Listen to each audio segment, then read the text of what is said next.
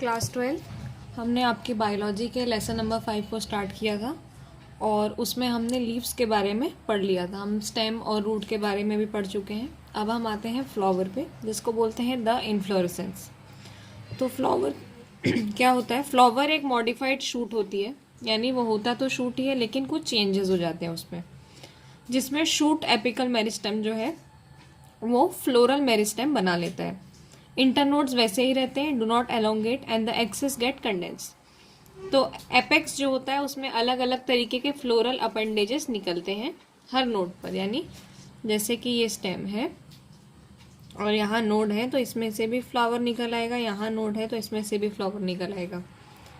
When a shoot tip transforms into flower, it is always solitary. यानी अगर यहाँ से फ्लावर निकल रहा है तो हमेशा एक ही फ्लावर निकलेगा, लेकिन अगर यहाँ साइड से निकल रहे हैं तो बहुत सारे निकल सकते हैं।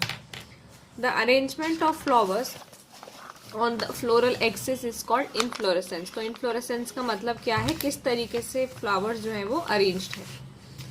Depending on whether the apex get converted into flower or continues to grow, two major type of inflorescence are defined. दो तरीके के होते हैं, एक होता है रेसिमोस, एक होता है cymose. In racemose type of inflorescence the main axis continues to grow, flowers are borne laterally in an acropetal succession. ये रेसिमोस है, इसमें ये कंटिन्यू ग्रो होता जा रहा है और फ्लावर्स जो है वो साइड से कहीं से भी निकलते जा रहे हैं। जबकि साइमोस ऐसा होता है कि उसकी मेन ब्रांच फ्लावर बनाती है, ग्रोथ लिमिटेड रहती है और फ्लावर्स बेसिपेटल ऑर्डर में होते हैं। इसमें एक्रोपेटल होते हैं साइड से। और ये है साइमोस, जिसमें सिर्फ एक ब्रांच सीधी जाके बनाएगी, दूसरी ब्रांच भी बनाएगी और तीसरी भी ऐसे ही बनाएगी सिंगल। फ्लावर होता क्या है? फ्लावर रिप्रोडक्टिव यूनिट होता है एंजियोस्पर्म की। The flower is the reproductive unit of the angiosperm. It is meant for sexual reproduction. इससे सेक्सुअल रिप्रोडक्शन होता है। 4 टाइप की वॉल्स होती हैं इसमें और नीचे थैलेमस से अटैच्ड होती हैं। ये आपका थैलेमस होता है, नीचे का जो ऐसा फूला हुआ पार्ट होता है उसे हम थैलेमस बोलते हैं। तो 4 इसकी वॉल्स कौन कौन सी होती हैं? कैलिक्स, कोरोला, एंड्रोशियम और गाइनोशियम। तो कैलिक्स और कोरोला को हम एसेसरी ऑर्गन्स बोलते हैं, एसेसरी जो सिर्फ सजावट के लिए लगे होते हैं, जबकि एंड्रोशियम और गाइनोशियम रिप्रोडक्टिव ऑर्गन है। ये मेल रिप्रोडक्टिव ऑर्गन होता है, ये फीमेल रिप्रोडक्टिव ऑर्गन होता है। कुछ फ्लावर्स में जैसे लिली, कैलिक्स और कोरोला अलग अलग नहीं होते हैं, एक साथ होते हैं, तो उन्हें हम पेरियांथ बोल देते हैं। जब फ्लावर के पास दोनों ऑर्गन्स होते हैं, एंड्रोशियम भी और गाइनोशियम भी, तो हम उसे बाइसेक्सुअल फ्लावर बोलते हैं। लेकिन अगर उसके पास सिर्फ एक होता है तो हम उसे यूनिसेक्सुअल बोल देते हैं। अगर सिमेट्री की बात करें तो फ्लावर एक्टिनोमॉर्फिक हो सकता है। तो एक्टिनोमॉर्फिक यानी रेडियल सिमेट्री। रेडियल सिमेट्री यानी जब कोई फ्लावर को हम 2 इक्वल हाफ्स में बांट सकते हैं। जैसे मान लीजिए कि ये एक फ्लावर है, इसको हमने यहाँ से बांटा तो भी इक्वली है और यहाँ से करेंगे तो भी इक्वली जाएगा, तो इसे हम एक्टिनोमॉर्फिक या रेडियल बोलेंगे। या फिर जाइगोमॉर्फिक, जिनको सिर्फ किसी एक ही जगह से काटा जा सकता है। तो इनके एग्जाम्पल क्या है? एक्टिनोमॉर्फिक के एग्जाम्पल है मस्टर्ड, धतूरा, चिली, और जाइगोमॉर्फिक के एग्जाम्पल है पी, गुलमोहर, बीन्स। केशिया एक ऐसा फ्लावर इज एसिमेट्रिक इरेगुलर, यानी उसको किसी भी हम तरीके से बांट नहीं सकते हैं, एज इन कैना। फ्लावर ट्राइमेरस, टेट्रामेरस, पेंटामेरस हो सकता है जब उसके फ्लोरल अपेंडेजेस 3, 4 या 5 हो, यानी जो बाहर हमको रंग बिरंगी पत्तियां दिखती हैं वो कितनी है उसके बेसिस पर। अगर इनमें ब्रैक्ट्स हैं तो ब्रैक्टेट होता है, नहीं है तो ई ब्रैक्टेट। अगर इसमें ये निकले हुए हैं तो ये ब्रैक्टेट है और अगर नहीं निकले हुए तो ये ई ब्रैक्टेट। अब हम समझते हैं पोजीशन क्या है। कैलिक्स, कोरोला और एंड्रोशियम की पोजीशन क्या है ओवरी के रिस्पेक्ट में। यानी अगर हम ओवरी को देखें, ये आपकी ओवरी है। अगर इसको देखा जाए, इसके बेसिस पर हम कितने टाइप से फ्लावर को डिस्क्राइब कर सकते हैं। पहला होता है हाइपोगोनस फ्लावर। हाइपोगाइनस फ्लावर वो होता है जिसमें गाइनोशियम सबसे ऊपर होता है, सारे पार्ट्स उसके नीचे सिचुएटेड होते हैं। जैसे कि ये सब चीजें नीचे से निकल रही हैं। दूसरा होता है सुपीरियर, ऐसे उसमें फ्लावर को हम सुपीरियर बोलते हैं। इसका एग्जाम्पल है मस्टर्ड, चाइना रोज या ब्रिंजल। अगर गाइनोशियम सेंटर में सिचुएटेड है और सारे पार्ट्स उसकी रिम पर है, सेम लेवल पर है, तो उसे हम पेरीगाइनस बोलेंगे। पेरीगाइनस में प्लम, रोज, पीच आ जा सकते हैं। एपिगाइनस में ऊपर की तरफ थैलेमस है और नीचे की तरफ ओवरी और एक दूसरे से फ्यूज हो रहे हैं, बाकी सब चीजें उसके ऊपर है, इसलिए ओवरी इंफीरियर होती है, जैसे गुआवा और क्यूक्यूम्बर में। तो अब फ्लावर के पार्ट्स कौन कौन से होते हैं? Each flower normally has 4 floral whorl, जैसा कि हमने देखा, कैलिक्स, कोरोला, एंड्रोशियम और गाइनोशियम। तो कैलिक्स क्या है? कैलिक्स सबसे आउटर मोस्ट वॉल होती है फ्लावर की। मेंबर्स उसको सेपल्स बोलते हैं। जनरली सेपल्स ग्रीन कलर के होते हैं, लीफ जैसे होते हैं, जो फ्लावर को प्रोटेक्ट करने का काम करते हैं। जैसा कि हम फूल में देखते हैं, पहले रंग बिरंगी पत्तियां होती हैं और नीचे से कुछ ग्रीन कलर की पत्तियां निकली होती हैं। कैलिक्स गेमोसेपेलिस भी हो सकता है अगर सेपल्स जुड़े हुए हैं तो, या पॉलीसेपेलिस अगर सेपल्स फ्री हैं तो। कोरोना के पास होती है पेटल्स, पत्तियां, यानी जो हमें ब्राइट कलर की, सुंदर कलर की दिखती हैं। ब्राइट कलर की क्यों होती हैं? क्योंकि उससे इंसेक्ट अट्रैक्ट होके आते हैं पॉलिनेशन के लिए। तो अगर कैलिक्स के जैसे कोरोला भी यूनाइटेड बना हुआ है तो गैमोपेटालस हो जाता है या पॉलीपेटालस हो जाता है अगर फ्री है तो। इसके बाद हम देखते हैं कि एस्टिवेशन क्या होता है। एस्टिवेशन यानी the mode of arrangement of sepals और पेटल्स इन अ फ्लोरल बर्ड, यानी किस हिसाब से सेपल्स या पेटल्स अरेंज्ड हैं, उसकी जो रंग बिरंगी पत्तियां हैं या वो जो ग्रीन वाली पत्तियां किस तरीके से वो अरेंज दिखेंगी। तो मेन इतने टाइप के होते हैं। सबसे पहला होता है वेलवेट। इस डायग्राम के हिसाब से समझिएगा। सबसे पहला होता है वेलवेट, यानी कि ऐसा, जब पत्तियां एक साथ लाइन से जुड़ी होती हैं, one another at the margin, overlapping नहीं करती हैं एक दूसरे में, जैसे कैलोट्रोपिस, तो वेलवेट कहते हैं। अगर एक मार्जिन दूसरे के ऊपर चढ़ रही है, जैसा कि इसमें दिख रहा है हमें, तो वो होता है ट्विस्टेड, जिसका एग्जाम्पल होता है चाइना रोज, लेडी फिंगर और कॉटन। तीसरा, अगर एक दूसरे को ओवरलैप तो कर रही है लेकिन उनकी कोई डायरेक्शन नहीं है एक जैसी, तो उसको हम कहते हैं इम्ब्रिकेट, जैसे केशिया और गुलमोहर में दिखता है।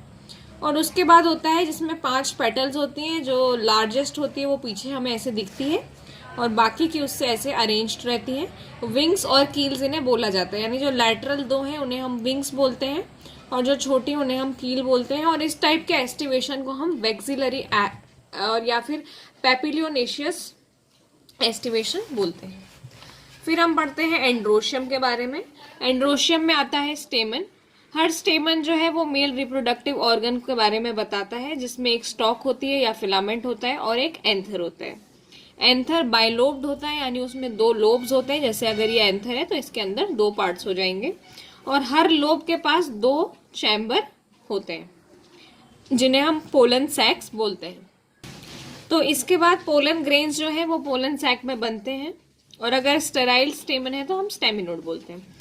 स्टेमन भी यूनाइटेड हो सकता है, जैसे एपिपेटालस, जैसे कि ब्रिंजल में, या फिर एपिफाइलस जब अटैच नहीं होता है फ्लावर ऑफ लिली में।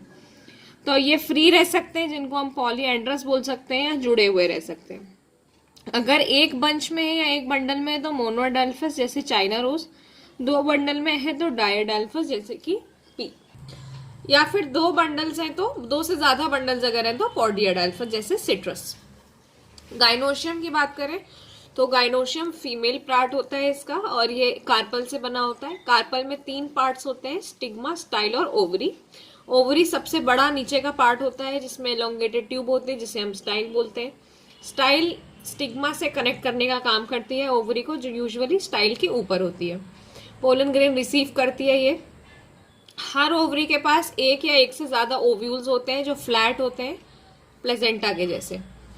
तो इसे हम बोल सकते हैं, जैसे लोटस और रोज में फ्री रहते हैं जिन्हें हम एपोकार्पस बोलते हैं, उनको सिन कार्पस बोल सकते हैं जब कार्पल फ्यूज रहते हैं, जैसे मस्टर्ड और टमाटो में। प्लेजेंटेशन देखें, arrangement of ovules within the ovary is known as placentation, यानी ओव्यूल किस तरीके से जमे हुए हैं, इसके बेसिस पर ये 5 टाइप का है। सबसे पहला होता है मार्जिनल। मार्जिनल यानी जिसमें मार्जिन पर अटैच्ड होते हैं, जैसे कि हम पी में देखते हैं, ठीक है। दूसरा होता है एक्साइल। एक्साइल जैसे नाम से पता चल रहा है, जब प्लेजेंटा एक्शियल होती है और उसमें आसपास चारों तरफ इस तरीके से अटैच्ड हो जाते हैं ये, जैसा कि चाइना रोज, टमाटो या लेमन में। फिर आता है पेराइटल। पेराइटल में ओव्यूल जो है वो अंदर वाली वॉल पे बनते हैं, जैसे कि इस तरीके से। ओवरी एक ही चैम्बर्ड की होती है, लेकिन दो चैम्बर्ड बन जाती है due to the formation of false septum, जैसे मस्टर्ड। और अगर सेंट्रल एक्सिस पर है सेप्टा एब्सेंट है तो डायंथस या प्राइम रोज होता है। ऐसे प्रेजेंटेशन को हम फ्री सेंट्रल बोलते हैं, जैसा कि बीच में, जैसे यहाँ पर कुछ ऐसे लेयर नहीं दिख रही है, ये बीच में अपने आप बन गए हैं। और आखिरी टाइप का ये होता है जिसे हम कहते हैं बेसल। बेसल में placenta base of the ovary पे बन जाती है, जैसा सनफ्लावर में देखने को मिलता है। अब हम आते हैं फ्रूट के ऊपर। फ्रूट क्या है?